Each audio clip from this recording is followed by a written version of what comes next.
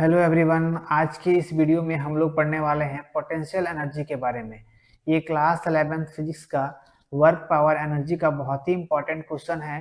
Potential energy को समझना हमारे लिए बहुत ही जरूरी हो जाता है। ठीक है, तो पोटेंशियल एनर्जी को हम बस इस पिक्चर से समझने वाले हैं कि ये क्या है।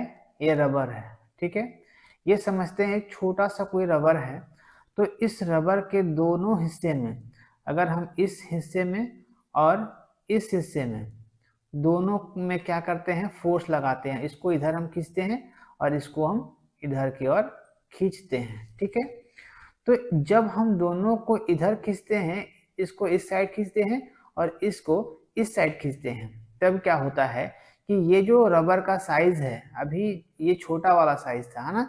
तो जब हम इसको खींचे तो ये बड़ा साइज में आ गया। ठीक है, तो जब ये क्या हुआ, इसका पोजीशन चेंज हुआ और इसका क्या हुआ, स्टेट चेंज हुआ। पोजीशन और स्टेट दो चीज चेंज हुआ। कंडीशन या फिर पोजीशन स्टेट हम लोग बोलते हैं। तो दोनों क्या हुआ, चेंज हुआ। तो इस चेंज होने के कारण इसमें एक एनर्जी स्टोर हुआ। उसी एनर्जी को हम लोग पोटेंशियल एनर्जी कहते हैं। ठीक है, समझ में आ गया होगा कि एक छोटा सा रबर है। इस रबर के दो हिस्से में हम क्या किए हैं, फोर्स लगाएं और दोनों साइड से इसको हम खींचे हैं। जब दोनों साइड से हम खींचे हैं तो इसका क्या चेंज हुआ, एक पोजीशन चेंज हुआ और दूसरा क्या हुआ, स्टेट चेंज हुआ, मतलब कंडीशन चेंज हुआ। ठीक है, तो चेंज होने के कारण, इसमें स्टेट और पोजीशन चेंज होने के कारण इसके अंदर एक एनर्जी स्टोर हुआ। उसी एनर्जी स्टोर को हम लोग बोलते हैं पोटेंशियल एनर्जी। ठीक है, तो पोटेंशियल एनर्जी का जब हमको डिफिनेशन लिखना होगा तो कुछ हम इस तरह से लिखेंगे। कैसे लिखेंगे, potential energy is the stored energy possessed by an object due to its position और स्टेट या फिर कंडीशन उसको हम बोलते हैं। जैसे कि जो ऑब्जेक्ट का पोजीशन और स्टेट, यहाँ पर दो मेन चीज है, इसको आपको ध्यान में रखना है।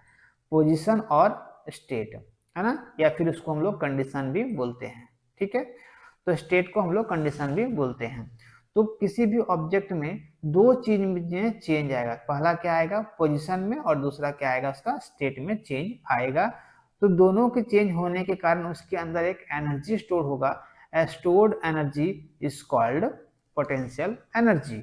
उसी को हम लोग पोटेंशियल एनर्जी बोलेंगे। ठीक है, चलिए, it has the potential to do work when released और converted into another form of energy.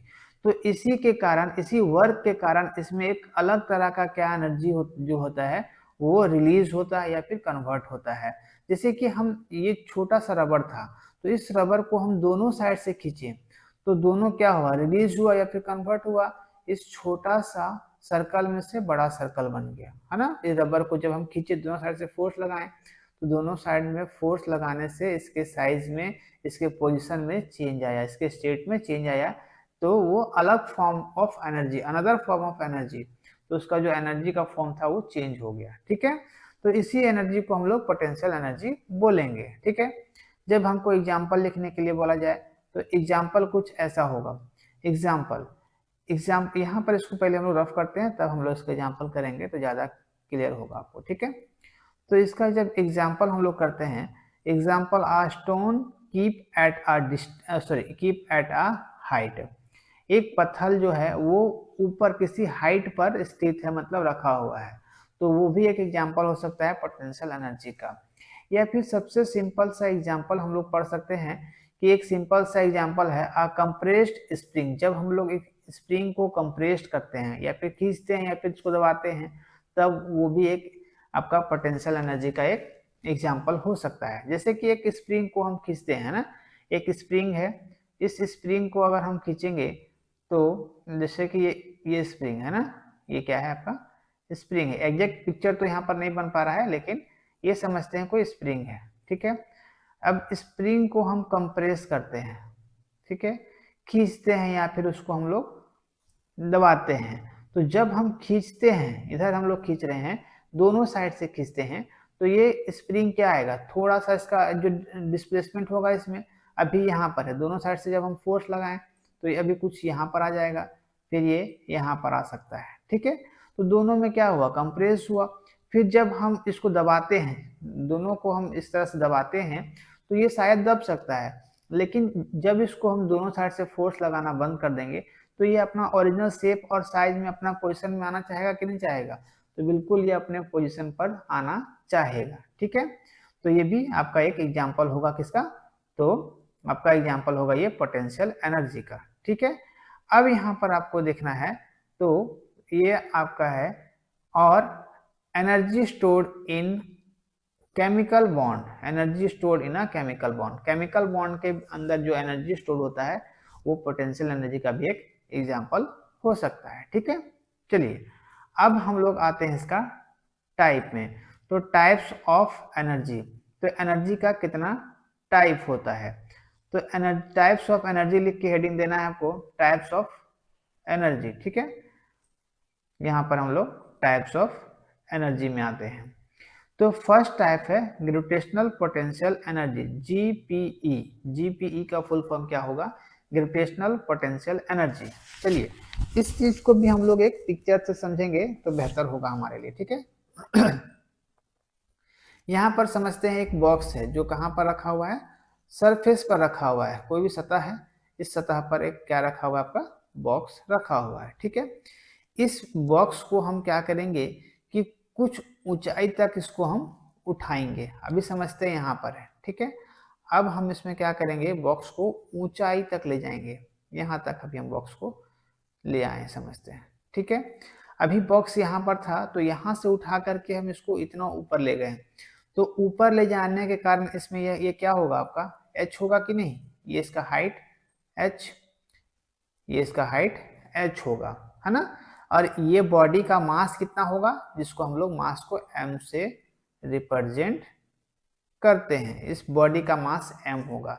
और जो इसका ग्रेविटेशनल होगा, ग्रेविटेशनल जो होगा g जो होगा, ये ग्रेविटी, ये g कहाँ पर होगा? नीचे की ओर होगा, होगा कि नहीं? बिल्कुल, ये नीचे की ओर आपका g होगा। ठीक है, तो mgh, इस हाइट के कारण, ये हाइट, ये पहले ऑब्जेक्ट यहाँ पर था, इसी हाइट के कारण ये ऑब्जेक्ट को जब हम फोर्स लगा करके ऊंचाई में ले गए तो इसका हाइट में चेंज आया ना, इसका हाइट बढ़ा, तो हाइट बढ़ने के कारण इसके अंदर एक एनर्जी स्टोर हुआ, उसी एनर्जी स्टोर को हम लोग बोलेंगे ग्रेविटेशनल पोटेंशियल एनर्जी। जैसे कि ये एग्जांपल शायद आपको समझ में नहीं आया होगा, लेकिन एक सिंपल सा एग्जांपल देते हैं। जैसे एक डैम होता है, डैम ना, डैम आप लोग देखे होंगे। उस डैम में क्या होता है कि उसका, ये समझते हैं हम लोग एक डैम है, इसका ये सरफेस है, नीचे वाला हिस्सा, तो पानी धीरे धीरे क्या होता है? भरते जाता है, इस तरह से भरते जाता है ना। तो जब धीरे धीरे करके इस तरह से ये भरते जाता है तो ये एक ऊंचाई तक जाता है ना, ये एक क्या होता है? ऊंचाई तक ट्रेवल किया, तो इस ऊंचाई में जाने के कारण इसके अंदर एक अलग टाइप का एनर्जी जनरेट होता है। तो इस एनर्जी जनरेट को हम लोग बोलेंगे ग्रेविटेशनल पोटेंशियल एनर्जी, है ना, क्योंकि इस ग्रेविटी के कारण इसमें क्या हो, इस हाइट के कारण इसमें क्या हो रहा है? आपका एक एनर्जी स्टोर हो रहा है, उसी एनर्जी स्टोर को हम लोग बोलेंगे ग्रेविटेशनल पोटेंशियल एनर्जी। क्लियर हो गया होगा?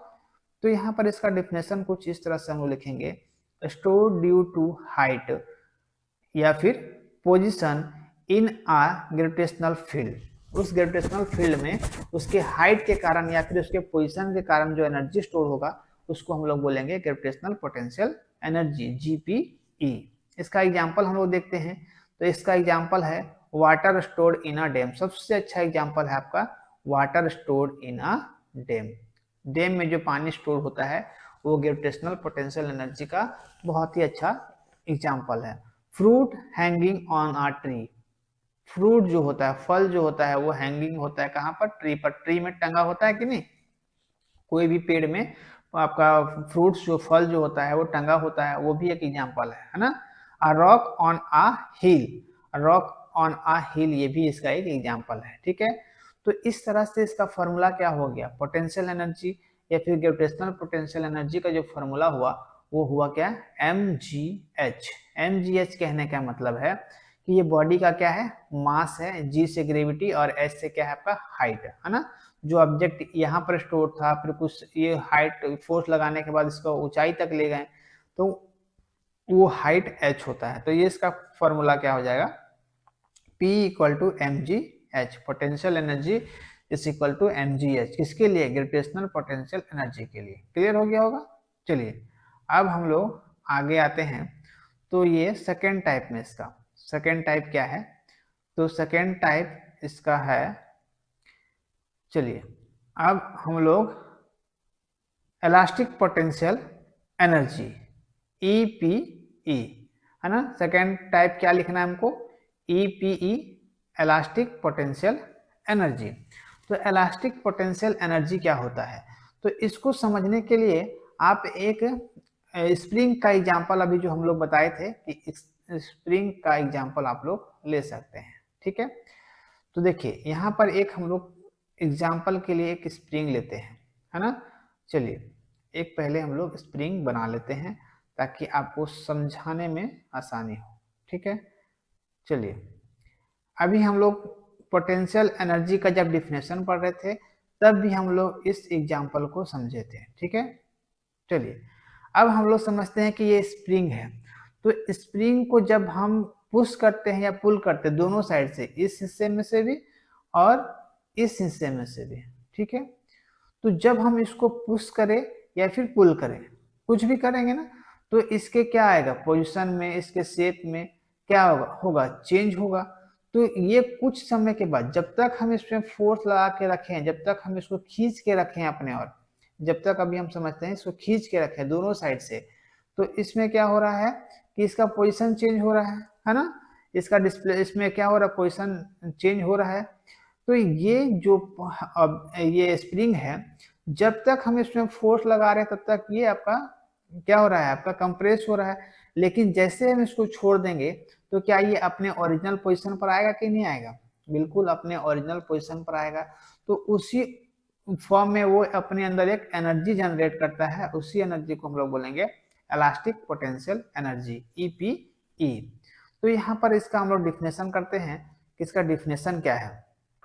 तो इसका डिफिनेशन है स्टोर ड्यू टू स्ट्रेचिंग और कंप्रेसिंग ऑफ इलास्टिक ऑब्जेक्ट। देखिए यहाँ पर स्ट्रेचिंग और कंप्रेशन, है ना, दो चीज दिया हुआ है। तो स्ट्रेचिंग का मतलब जब उसको हम लोग खींचते हैं, जब स्प्रिंग को हम लोग खींचते हैं या फिर स्प्रिंग को हम लोग दबाते हैं, कंप्रेस करते हैं, तो उसके बीच में एक हमको एनर्जी जनरेट होता है, एनर्जी स्टोर होता है। उसी एनर्जी स्टोर को हम लोग बोलते हैं elastic potential energy EPE of a elastic object. उस इलास्टिक ऑब्जेक्ट का वो एनर्जी स्टोर करता है, ठीक है। एग्जाम्पल के लिए कंप्रेस एक्सटेंडेड स्प्रिंग, जब हम लोग कंप्रेस करते हैं किसी भी स्प्रिंग को, वो इसका एग्जाम्पल है स्ट्रेच रबर बैंड। एक रबर बैंड है, उस रबर बैंड को जब हम दोनों हाथों से फोर्स लगाते दबाते हैं तो उस ऑब्जेक्ट में क्या होता है? साइज शेप चेंज होता है ना। तो वो भी एक इसका एग्जाम्पल हो सकता है, ठीक है। अब यहाँ पर देखना है पोटेंशियल एनर्जी का इसका फॉर्मूला क्या हो जाएगा। तो P इक्वल टू 1/2 kx², है ना। यहाँ से K क्या है? K कांस्टेंट, स्प्रिंग कांस्टेंट, और X क्या है आपका? एक्सटेंशन या फिर कंप्रेशन M, ठीक है। उस मास जो ऑब्जेक्ट है उसको हम लोग कंप्रेस करते हैं या फिर एक्सटेंड करते हैं, वो X है आपका, है ना। तो इससे भी आपको न्यूमेरिकल्स देखने को मिलता है। तो इस तरह का जब भी क्वेश्चन आए तो इसका टाइप दोनों जरूर दर्शाओगे। जब भी पोटेंशियल एनर्जी आपको आता है तो पोटेंशियल एनर्जी के साथ साथ में उसका टाइप्स को भी आपको जरूर से याद रखना है, ताकि इसका न्यूमेरिकल्स भी आपको बहुत सारा देखने को मिलता है इस तरह का क्वेश्चन में, ठीक है। अगर ये वीडियो आपको अच्छा लगा होगा, समझ में आया होगा, और कहीं भी डाउट होता है तो आप लोग जरूर कमेंट किया करो। कमेंट नहीं करते हो तो इससे मुझे भी समझ में नहीं आता कि आप लोगों को समझ में आया कि नहीं आया। अगर समझ में आया तो भी, और कहीं डाउट है तो भी आप लोग मुझे बेझिझक कमेंट कर सकते हो। वहाँ पर मेरा कॉन्टैक्ट नंबर है, उससे आप मेरे व्हाट्सएप ग्रुप पर भी ऐड हो सकते हो।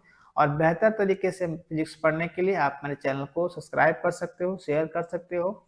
और सुबह 10 बजे मेरा अपडेट्स आता है, इसके लिए आपको बेल आइकन को भी प्रेस कर लेना है, जिससे मेरा अपडेट्स सुबह 10 बजे सबसे पहले आप तक पहुंचे और आप उस वीडियो से लाभ उठा पाओ, सीख पाओ। मिलते हैं अगले वीडियो में, तब तक थैंक यू, टेक केयर, जय हिंद।